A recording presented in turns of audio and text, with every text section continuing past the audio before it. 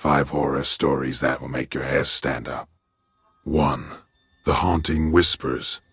I grew up in a small, quiet town named Ravenswood, nestled deep within a dense forest. It was a place where everyone knew each other, where the streets were lined with charming cottages, and where the laughter of children echoed through the air. But beneath the quaint exterior lay a chilling secret that would forever haunt my memories. It began with the whispers, soft, eerie voices that only the children could hear. We would huddle together in the playground, exchanging nervous glances as the whispers filled our ears, beckoning us to the woods that bordered our town. "They're waiting for you," the whispers would say, their words barely audible. "Come to the forest." At first, we dismissed the voices as the overactive imaginations of children, the result of too many ghost stories told around campfires. But as the days passed, the whispers grew more insistent, more malevolent. One evening, curiosity got the better of us. A group of us, all between the ages of 8 and 12, gathered at the edge of the forest, our hearts pounding with a mixture of fear and anticipation. The sun had dipped below the horizon, and the forest lay cloaked in darkness. We ventured deeper into the woods, guided by the haunting whispers that seemed to lead the way. The trees loomed like silent sentinels, their twisted branches reaching out like skeletal fingers. The forest floor was a carpet of damp leaves, muffling our footsteps as we followed the unseen path. As we delved deeper into the woods, an unsettling sensation washed over us. A feeling of being watched, of not being alone. The whispers grew louder, more frantic, and we quickened our pace, our terror mounting with each passing moment. Finally, we reached a clearing, bathed in the silvery light of the moon. In the center of the clearing stood an odd, ancient tree, its bark twisted and contorted. The whispers seemed to emanate from the tree itself, their voices a cacophony of eerie, incomprehensible words. And then, from the shadows emerged a sinister presence, a figure, tall and gaunt, draped in tattered robes. Its face was hidden beneath a hood, and its eyes glowed with a malevolent light. We froze in terror, unable to move or speak as the figure approached. "Welcome, children," it hissed, its voice a chilling whisper. "You have come to fulfill your destiny." The figure beckoned to us, and we were powerless to resist. It led us to the base of the ancient tree, where a gaping hole had opened in the earth. The whispers grew louder, more urgent, urging us to descend into the darkness. One by one, we were lowered into the pit, our hearts filled with dread. The air was thick with the scent of earth and decay, and the walls of the pit seemed to close in around us. As we descended further into the abyss, the whispers intensified, their words a maddening, unintelligible chorus. And then we saw it, a grotesque, writhing mass of shadows and tendrils, a manifestation of the sinister presence that had lured us into the forest. It reached out to us with cold, clammy hands, its touch like ice against our skin. In that moment, terror overwhelmed us, and we screamed in unison, our voices echoing through the darkness. The ground trembled, and the pit began to collapse, burying the sinister presence and sealing it within the earth. We clawed our way to the surface, gasping for breath, and covered in dirt, our bodies shaken by the ordeal. The whispers had finally ceased, their eerie voices silenced. We stumbled out of the forest, our faces pale and our hearts heavy with the weight of what we had witnessed. We never spoke of that night again, and the town of Ravenswood remained oblivious to the sinister presence that had haunted our childhoods. But as I grew older, the memories of that night continued to haunt me. A chilling reminder that some secrets are best left buried, that the woods can be a place of darkness and despair, and that the whispers of the past can never truly be silenced. 2. The Mirror's Curse. It all began when I stumbled upon the antique mirror at a dusty, forgotten estate sale. The moment I saw it, I was inexplicably drawn to the ornate frame and the beveled glass as if it held some dark, irresistible secret. The mirror was unlike any I had ever seen before. Its surface was marred by age and neglect, and the wood of the frame was etched with strange, cryptic symbols that seemed to shift and writhe as I gazed upon them, and it exuded an aura of malevolence, a sense that there was more to this mirror than met the eye. Despite the mirror's eerie appearance, I couldn't resist the temptation to make it mine. The old man selling it at the estate sale gave me a knowing look, his eyes filled with a mixture of pity and unease, as if he knew the horrors that lay within. I brought the mirror home and placed it in my bedroom, convinced that its dark allure was nothing more than a product of my overactive imagination. But that night, as I lay in bed, I heard a soft, haunting melody emanating from the mirror.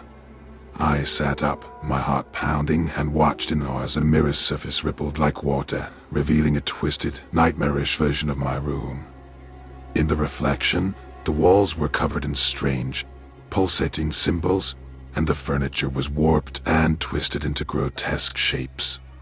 I reached out to touch the mirror, my fingers trembling, and as I did, my reflection reached back, its cold, clammy hand bursting through the glass and grabbing hold of mine.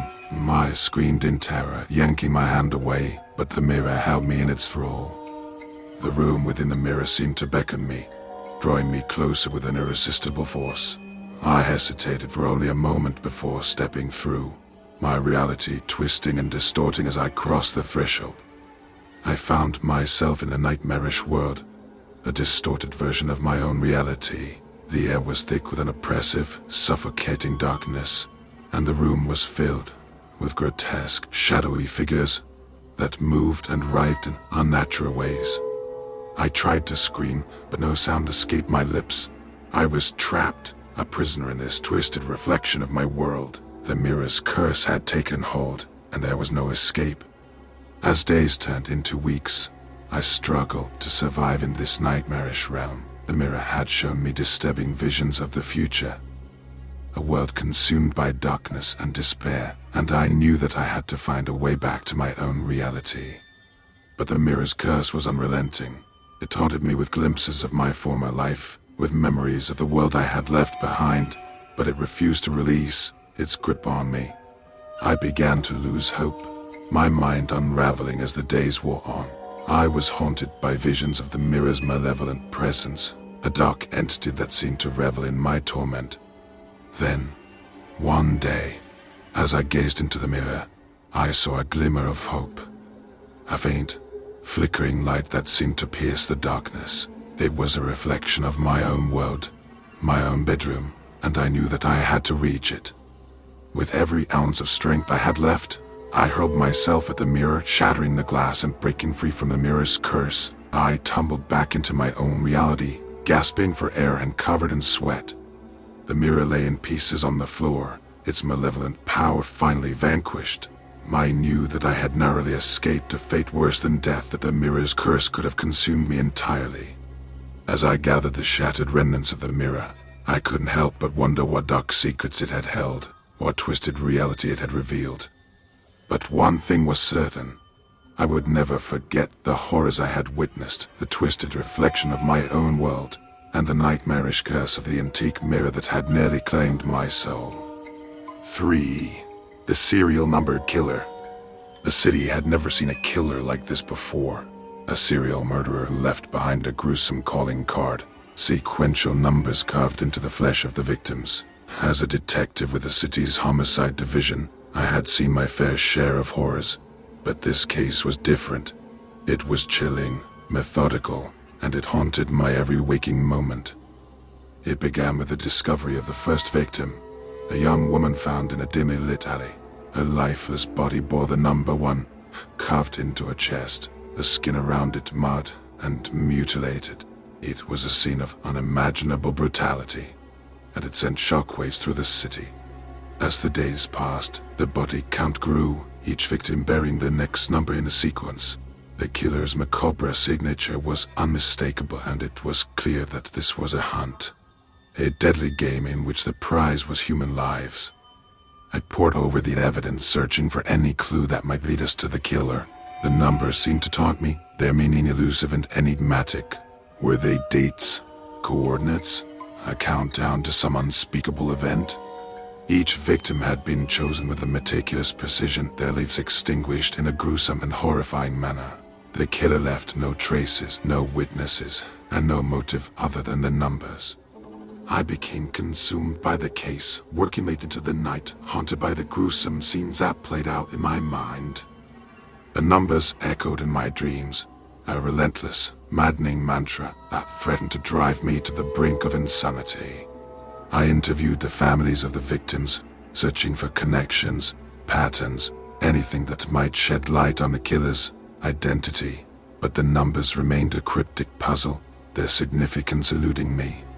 As the body count reached double digits, the city descended into a state of fear and paranoia. The killer was always one step ahead, his presence a malevolent shadow that loomed over us all. The city streets grew emptier, and the fear in people's eyes was palpable. Then, a breakthrough. A survivor, a woman who had narrowly escaped the clutches of the killer. Her body marked with the number 12. She recounted a horrifying tale of abduction and torture of a dark, underground lair where the killer had kept her captive. Her testimony provided crucial details that led us to a remote, abandoned warehouse on the outskirts of the city. As we descended into the darkness, the air heavy with anticipation, I knew that we were closing in on the killer. In the depths of the warehouse, we found a room, a macabre chamber of horrors where the killer had carried out his gruesome work. The walls were covered with numbers, a twisted collage of victims and dates. And there, in the center of the room, we found him. The killer, sitting in a pool of blood, his eyes vacant and devoid of remorse. He was the embodiment of madness, a man driven by an insatiable obsession with numbers. As we arrested him, I couldn't help but wonder what had driven him to commit such heinous acts, to leave behind a trail of death and suffering in his wake. The numbers remained a mystery, their meaning buried deeper than the mind of a deranged killer. In the end, the city could breathe a sigh of relief, knowing that the serial number killer was behind bars. But the horror of the case would forever haunt me, a reminder that in the darkest corners of the human mind, there are depths of madness that defy explanation, and that the pursuit of meaning can lead to unspeakable evil. 4. The Time Loop Asylum. The first time I set foot in the Hawthorne Asylum, I had no idea of the horrors that awaited me. I was a young psychiatrist, eager to make a difference, to help those in need. But Hawthorne Asylum was unlike any place I had ever seen. A decaying relic from a forgotten time. A sprawling maze of crumbling hallways and haunted whispers. My patients were a motley crew of broken souls, each one trapped in the suffocating grip of their own past. They spoke of a never-ending loop, a cycle of torment that replayed their worst moments over and over again. It was a madness that defied explanation, a nightmare from which there was no escape. The first patient I met was Emily, a frail woman with vacant eyes. She told me of her time loop, of the day she lost her child in a tragic accident. Every day she would relive that moment, the screeching of tires, the sickening thud, the unbearable grief. It was a torment that had driven her to the brink of insanity. Then there was Thomas, a war veteran haunted by the memories of the battlefield. He would wake up in a cold sweat, reliving the horrors of war, the screams of his comrades, the smell of blood and death. He had been trapped in his own personal hell for years, unable to escape the relentless cycle. As I delved deeper into the asylum's dark history, I learned that the time loops had plagued Hawthorne for generations. Patients had come and gone, each one consumed by their own personal hell, their cries for help falling on deaf ears. I became obsessed with unraveling the mystery of the time loops, determined to find a way to break this cycle. I pored over old records and documents, searching for clues that might lead to a solution. And then, I stumbled upon it. A journal from a former doctor at the asylum, a man named Dr. Elias Hawthorne. In the journal, Dr. Hawthorne spoke of an experiment he had conducted in the late 19th century, an experiment that had gone horribly wrong. He had believed that by unlocking the secrets of the mind, he could free his patients from their torment, but instead, He had unleashed a malevolent force, a dark entity that fed on the suffering of the patients, trapping them in an endless loop of their worst moments. Determined to right his wrongs, Dr. Hawthorne had attempted to seal the entity away, to contain its power. But he had paid the ultimate price, disappearing without a trace, leaving behind only his journal as a warning to those who would follow. Armed with this knowledge, I devised a plan to confront the entity, to break the cycle once and for all. I gathered my courage and entered the room where Dr. Hawthorne had conducted his ill-fated experiment. The walls were covered in strange symbols, and the air was heavy with an oppressive, malevolent energy. As I began the ritual to seal the entity away, the room seemed to come alive, the walls shifting and contorting. I could hear the anguished cries of my patients, their torment reaching a fevered pitch. But I pressed on, channeling all of my willpower into the ritual. The entity fought back, its dark presence threatening to consume me. It whispered in my ear, taunting me with visions of my own worst moments, trying to break my resolve. But I refused to give in. With a final surge of energy, I completed the ritual, sealing the entity away and breaking the time loops that had tormented my patients for so long. As I left the room, I could feel the weight of the entity's malevolence lifting, the asylum growing quieter, the cries of my patients fading into silence. I had done it. I had broken the cycle, freed my patients from their torment. But as I walked away from Hawthorne Asylum, I couldn't help but wonder if the entity was truly gone, or if it was merely biding its time, waiting for the next unsuspecting soul to unleash its dark power. The horrors I had witnessed at Hawthorne would stay with me forever. A chilling reminder that some secrets are best left buried and that the human mind is a fragile and mysterious thing. 5. The Dollmaker's Revenge. The town of Willowbrook was known for its picturesque streets and charming cottages, but it also harbored a dark secret. A toy maker with a twisted obsession. Old Mr. Huxley had spent his entire life crafting dolls, each one more intricate and lifelike than the last. But his creations were not ordinary dolls, they were twisted, grotesque, and nightmarish. The townsfolk had long rejected Mr. Huxley's dolls, deeming them too eerie and unsettling. They would walk past his shop with a shiver, avoiding the piercing gaze of those glassy eyes and the unnerving smiles that seemed to follow them. One fateful night, as a torrential storm raged outside, the townspeople gathered outside Mr. Huxley's shop, torches in hand. They were determined to put an end to his madness once and for all. They smashed his windows and set fire to the shop, leaving the toy maker's precious creations to burn. But Mr. Huxley had not perished in the fire. Instead, he disappeared into the night, leaving behind only a journal filled with cryptic incantations. His vengeful spirit had found a way to imbue his discarded dolls with a dark, malevolent power. As the weeks passed, strange things began to happen in Willowbrook. Dolls thought to be destroyed in the fire began to reappear, their glassy eyes filled with an unholy gleam. They moved on their own, creeping through the town at night, seeking out those who had rejected them. I had heard whispers of the cursed dolls, but like many others, I dismissed them as mere tales told to frighten children. That is, until the night I awoke to find one of Mr. Huxley's dolls sitting at the foot of my bed, its eyes fixated on me with a chilling intensity. I reached for the doll, my hand trembling with fear, and that's when I heard it. A soft, haunting whisper that seemed to emanate from the doll itself. "You cannot escape," it hissed, its voice a malevolent murmur. "We will have our revenge." I tried to scream, but no sound escaped my lips. The doll's porcelain fingers closed around my throat, squeezing tighter and tighter. I gasped for breath, my vision growing blurry as darkness closed in around me. But then, just as I thought I would succumb to the doll's relentless grip, it released me, its glassy eyes filled with a cold, cruel laughter. I stumbled out of bed, gasping for air, my heart pounding in my chest. I knew that I had to warn the townsfolk, to tell them that the cursed dolls were real, that they were seeking vengeance against those who had rejected them. But as I ventured out into the night, I realized that I was not alone. The dolls were everywhere, their eyes gleaming in the darkness, their eerie whispers filling the air. They moved with an uncanny, unnatural grace, their porcelain limbs contorting and twisting in ways that defied explanation. I ran through the streets, desperately searching for safety, but the dolls were relentless in their pursuit. They closed in around me, their whispers growing louder and more taunting, their glassy eyes filled with malice.